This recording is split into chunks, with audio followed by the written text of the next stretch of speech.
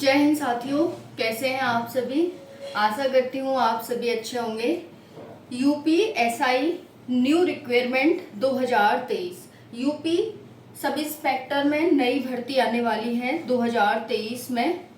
तो हम इस वीडियो में विस्तार से बात करेंगे इस वैकेंसी के बारे में। आपको मैं बताऊंगी कि वैकेंसी कब तक आ सकती है, क्योंकि अपकमिंग वैकेंसी है। कांस्टेबल की भी वैकेंसी आने वाली है यूपी में। इतिहास की सबसे बड़ी भर्ती मानी जा रही है, क्योंकि 52,000 लगभग पोस्ट पर भर्ती आ रही है। वैसे यूपीएसआई की भी भर्ती हमें देखने को मिल रही है। तो बहुत जल्दी ये दोनों भर्ती आपके सामने होंगी और इस ईयर के लास्ट मंथ तक इन दोनों के एग्जाम भी आपके हो जाएंगे। तो आप सोच सकते हैं कि ये भर्ती कितनी जल्दी कंप्लीट कराई जाएंगी और ये फाइनल 2024 फरवरी तक हो जाएंगी।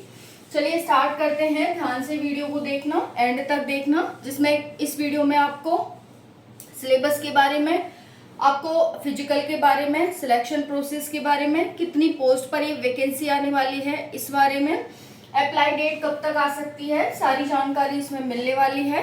वीडियो को स्टार्ट करते हैं। Uttar Pradesh sub inspector requirement 2023 UP constable पर भी मैंने वीडियो बना दी है, आप जा करके देख सकते हैं। 52,699 पोस्ट पर वैकेंसी आ रही है। टोटल पोस्ट कितनी होंगी एसआई में यूपी में, तो 2,469 टोटल पोस्ट होंगी जिन पर ये वैकेंसी आने वाली है। फी होगी 400 रुपए सभी कैटेगरी के लिए। एज 21 से 28 वर्ष, SC ST OBC को 5 वर्ष की छूट। एक जनरल वालों के लिए 21 से 28 वर्ष होती है, कोई छूट नहीं दी जाती है और शायद ही आपको इसमें छूट दी जाए, नहीं दी जाए, मतलब जहां तक है आपको छूट नहीं दी जाएगी, क्योंकि ये वैकेंसी 2021 में भी आई थी इस वजह से। तो यहाँ पर यही रहने वाली है एज जनरल वालों के लिए। बाकी SC ST OBC को 5 वर्ष की छूट दी जाती है।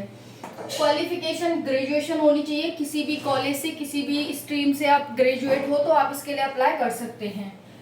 सिलेक्शन प्रोसेस क्या रहेगा, पहले आपका रिटन एग्जाम होता है जो कि CBT एग्जाम होता है। उसके बाद फिजिकल, PET PST होता है, मेडिकल एंड डॉक्यूमेंट वेरिफिकेशन, और फिर आपकी फाइनल लिस्ट लग जाती है।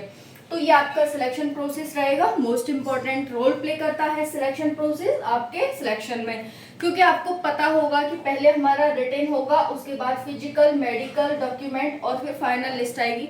तो आप उसी के अकॉर्डिंग एक प्रॉपर वे में अपनी तैयारी कर पाते हैं। जब आपको पता ही नहीं होगा कि पहले फिजिकल होगा या पहले रिटन होगा, तो फिर आपको ये दिक्कत हो जाएगी। तो ये ध्यान रखेंगे अपना सिलेक्शन प्रोसेस। अब आगे बात करते हैं सिलेबस की। तो सिलेबस में 160 क्वेश्चन आते हैं इसके एग्जाम में, 400 मार्क्स के। तो एक क्वेश्चन 2.5 मार्क्स का हो जाता है। 2 घंटे का समय दिया जाता है, कोई भी नेगेटिव मार्किंग नहीं होती है। तो अच्छी बात इसमें यह है कि इसमें नेगेटिव मार्किंग नहीं होती है और इतना हार्ड भी पेपर नहीं आता है, बहुत इजी पेपर आता है। क्या क्या पूछा जाता है आपसे एग्जाम में, सामान्य हिंदी, वही जो जनरल हमारी हिंदी होती है सभी एग्जाम में, CRPF में दिया होगा अपने।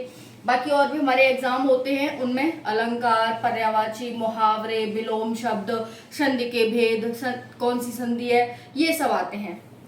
तो सामान्य हिंदी हो जाएगी, GK GS करंट अफेयर हो जाएगी। GK GS में यहाँ पर सबसे ज्यादा पॉलिटी का रोल होता है। 40 क्वेश्चन में से लगभग 15 से 16 क्वेश्चन आपके पॉलिटी से आते हैं। पॉलिटी, संविधान, राज्य व्यवस्था, ओके, इससे आते हैं। बाकी करंट अफेयर से भी 5 से 6 क्वेश्चन देखने को मिलते हैं और यहाँ पर GK से भी आपसे क्वेश्चन पूछे जाते हैं। तो मोस्ट इंपॉर्टेंट रोल प्ले करता है। बाकी आपकी जो धारा वगैरह हो गई, इनसे भी 1-2 क्वेश्चन आते हैं। तो देखो, पहले वैकेंसी आएगी, मैं धीरे धीरे आपको सारी जानकारी देती रहूंगी इस वैकेंसी के बारे में, कांस्टेबल की वैकेंसी के बारे में, और भी वैकेंसी आ रही है, सभी की जानकारी आपको इस चैनल पर मिल जाती है। तो आप नए हैं तो चैनल को सब्सक्राइब कर लें, या फिर अभी तक आपने नहीं किया है तो चैनल को सब्सक्राइब कर लें, जिससे कि आपको सारी जानकारी मिलती रहे। एक प्रॉपर वीडियो मैं सिलेबस पर लेकर के आऊंगी कि सामान्य हिंदी अगर आएगी तो सामान्य हिंदी में आपसे क्या क्या पूछा जाएगा। अगर GK GS करंट अफेयर आएगा तो इसमें क्या क्या पूछा जाएगा, सबसे इंपॉर्टेंट रोल किस सब्जेक्ट का होगा, क्योंकि सब कुछ नहीं पढ़ना है, आपको कुछ सिलेक्टेड पढ़ना होगा जो आपके सिलेक्शन में बहुत ज्यादा हेल्प करने वाला है। तो 40-40 क्वेश्चन आएंगे चारों सब्जेक्ट से, 100-100 मार्क्स के। टोटल 400 मार्क्स हो जाते हैं, 160 क्वेश्चन हो जाते हैं, 2 घंटे का टाइम होगा, CBT आपका एग्जाम होगा। अब देखो यहाँ पर जीएस में क्या है, पॉलिटी, संविधान और मूल विधि, ये मोस्ट इंपॉर्टेंट रोल प्ले करते हैं। 40 क्वेश्चन में से 21 से 25 क्वेश्चन आपको इन्हीं से देखने को मिल जाएंगे। 21 से 25 क्वेश्चन, तो कितना बड़ा हाथ होता है जीके जीएस में, जिससे बच्चे बहुत ज्यादा डरते हैं कि मैम जीएस को पढ़ना एक बहुत ही डिफिकल्ट टास्क है कि हम कैसे पढ़े जीएस को, इतनी ज्यादा है जीएस। उन्होंने तो बोल दिया, लेकिन इसमें history, polity, geography, economy, science सब कुछ आ जाता है, हमारा मूल विधि, धारा वगैरह सब आ जाता है, तो कैसे पढ़ें। तो आपको कुछ सिलेक्टेड पढ़ना होगा जो आपके सिलेक्शन में इंपॉर्टेंट रोल प्ले करने वाला है। अब देखो पीएसटी, पीटी पीएसटी होगा तो क्या क्या पूछा जाएगा, मेल, इधर हम मेल फीमेल देखेंगे, इधर हम कैटेगरी, रनिंग, हाइट, चेस्ट देखेंगे।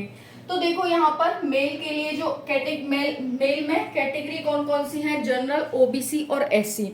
जनरल, ओबीसी और एससी कैटेगरी वाले बच्चों के लिए रनिंग होगी 4.8 किलोमीटर की 28 मिनट में। वहीं पर हाइट होगी जनरल, ओबीसी, एससी वालों के लिए 168 सेंटीमीटर और चेस्ट होगा 79 to 84 सेंटीमीटर।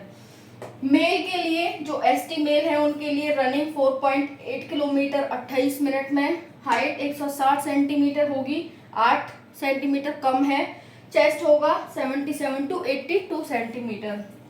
फिर आती है फीमेल की बात, जो जनरल, ओबीसी, एससी फीमेल हैं उनके लिए रनिंग होगी 2.4 किलोमीटर 16 मिनट में, हाइट होगी 152 सेंटीमीटर और चेस्ट होगा, कोई भी चेस्ट नहीं है। फीमेल एसटी जो फीमेल है उनके लिए रनिंग 2.4 किलोमीटर 16 मिनट, यानी जो हमारी रनिंग है वो दोनों के लिए सेम है। जैसे मेल, जनरल, ओबीसी, एससी और एसटी इनके लिए सेम है, डिफरेंस कहाँ है, हाइट में और बाकी चेस्ट में। वैसे यहाँ पर भी हाइट और चेस्ट तो होता ही नहीं, तो हाइट में डिफरेंस देखने को मिलेगा, बाकी फीमेल, एससी, एसटी और जनरल, ओबीसी के लिए सेम ही है। 2.4 kilometre 16 minute, 2.4 kilometre 16 minute, 152 centimetre height चाहिए जनरल, ओबीसी, एससी के लिए, और एसटी वालों के लिए 147 सेंटीमीटर हाइट चाहिए। ओके फ्रेंड्स, तो ये था। अब देखो अप्लाई डेट कब तक आ सकती है, मोस्ट इंपॉर्टेंट क्वेश्चन तो यही है कि अप्लाई डेट कब तक आएगी। तो फ्रेंड्स देखिए, जहां तक है आपको ये अगस्त में वैकेंसी, जुलाई लास्ट या अगस्त में वैकेंसी आपको देखने को मिल जाएगी, और हो सकता है उससे पहले भी आपको वैकेंसी देखने को मिल जाए। जून में तो नहीं मिलेगी खैर, लेकिन जुलाई लास्ट या फिर अगस्त में देखने को मिल जाएगी। और जैसा कि मैंने कहा कि आपकी भर्ती फरवरी 2024 तक कंप्लीट होगी, और इस साल के लास्ट मंथ तक आपका एग्जाम कंप्लीट हो जाएगा। तो इस हिसाब से आप सोच सकते हैं कि भर्ती कितनी जल्दी आ रही है। वीडियो कैसी लगी कमेंट सेक्शन में जरूर बताना। वीडियो को लाइक, शेयर एंड सब्सक्राइब करें। कोई भी डाउट हो तो कमेंट सेक्शन में पूछ लें। Thank you so much. जय हिंद।